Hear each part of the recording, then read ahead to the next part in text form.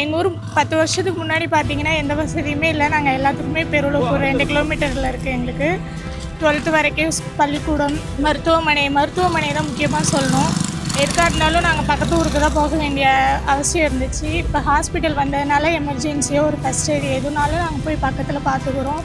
ரொம்ப ஹெல்ப்ஃபுல்லாகவும் இருக்குது. அங்கே எப்போதுமே டாக்டர்ஸ், நர்ஸ் நம்ம எப்போ போனாலும் நமக்கு ஹெல்ப் பண்ணிட்டு தான் இருப்பாங்க. முதலுதவி கொடுத்துக்கிட்டு தான் இருப்பாங்க.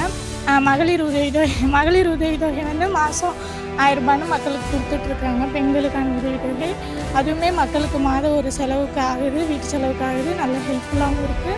அடுத்து பார்த்திங்கன்னா நம்ம பேருந்தில் பயணம் செய்கிறதுக்கு மகளிருக்கு இலவச பயணச்சீட்டுன்னு சொல்லியிருக்காங்க. அதுவுமே ரொம்ப உதவியாகவும் இருக்குது.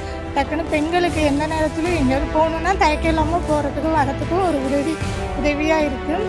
எங்கள் ஐயா அமைச்சர் ஐயா எல்லாம் நல்லா பண்ணியிருக்காங்க. எந்த குறையும் இல்லைங்க. ஒரு காலத்தில் பஸ்ஸே வைக்காதுங்க. இங்கேருந்து 2 கிலோமீட்டர் ஓடணுங்க.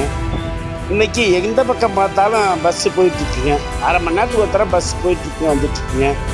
ஊருக்கு எந்த குறையும் இல்லைங்க. ஆஸ்பத்திரி, போலீஸ் ஸ்டேஷன், அப்புறம் ரிஜிஸ்டர் ஆஃபீஸு, எல்லாம் ரோடு வீடு எல்லாமே நல்லா இருக்குங்க. நல்லா செஞ்சு கொடுத்துருக்காங்க. இன்னமும் நல்லா செய்வாங்க. எலெக்ஷனில் எங்கள் ஐயா நேருவுக்கும் திமுகவுக்கு தாங்க என்னோடய வாக்கு.